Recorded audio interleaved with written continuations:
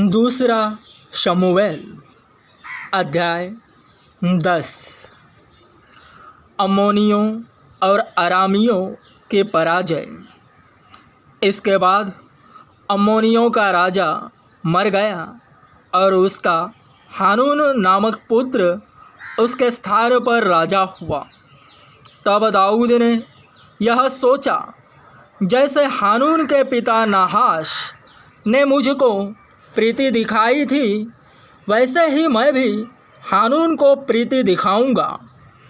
तब दाऊद ने अपने कई कर्मचारियों को उसके पास उसके पिता के विषय शांति देने के लिए भेज दिया।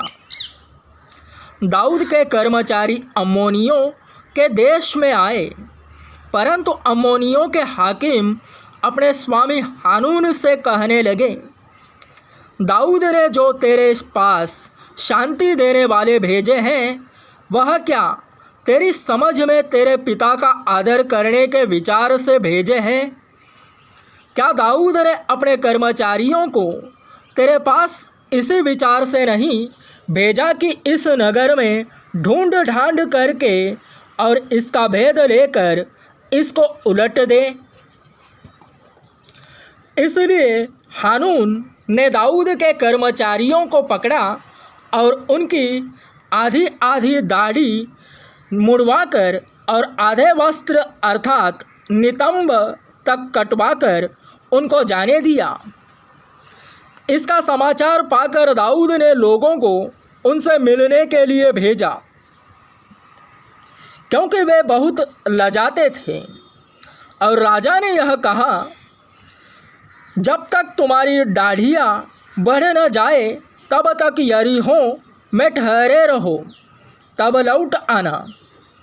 जब अम्मोनियों ने देखा कि हमसे दाऊद अप्रसन्न है, तब अम्मोनियों ने बेत्रहोब और सोबा के 20,000 अरामी प्यादों को और 1,000 पुरुषों समेत माका के राजा को और 12,000 टोबी पुरुषों को वेतन पर बुलवाया।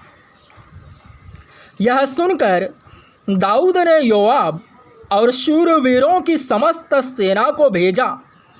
तब अम्मोनी निकले और फाटक ही के पास पाती बांधी और सोबा और रहोब के अरामी और तोब और माका के पुरुष उनसे अलग अलग मैदान में थे।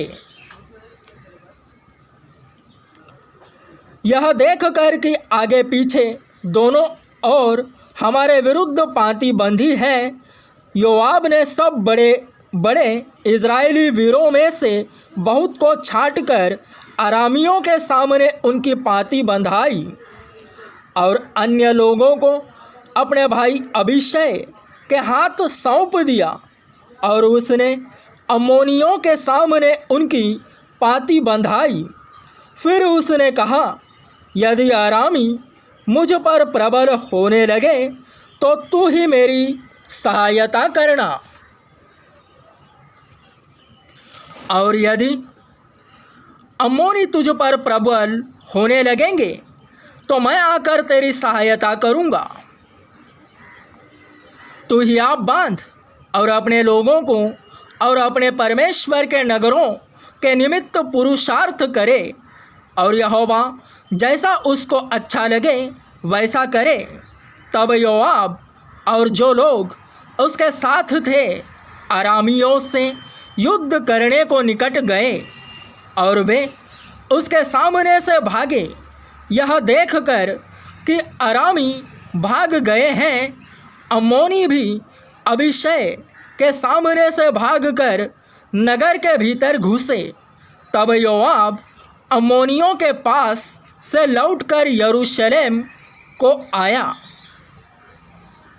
फिर यह देखकर कि हम इजराइलियों से हार गए, अरामी इकट्ठे हुए और हददेजेर ने दूत भेजकर महानद के पार के अरामियों को बुलवाया, और वे हददेजेर के सेनापति शोबक को अपना प्रधान बनाकर हेलाम को आए।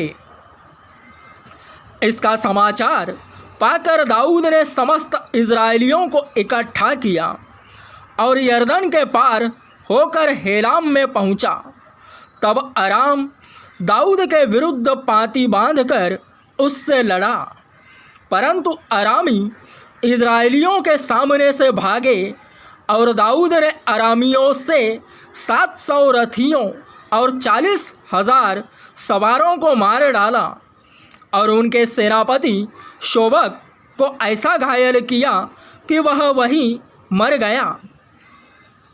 यह देखकर कि हम इज़राइल से हार गए हैं, जितने राजा हददेजेर के अधीन थे उन सबों ने इज़राइल के साथ संधि की और उसके अधीन हो गए। इसलिए अरामी अम्मोनियों की और सहायता करने से डर गए।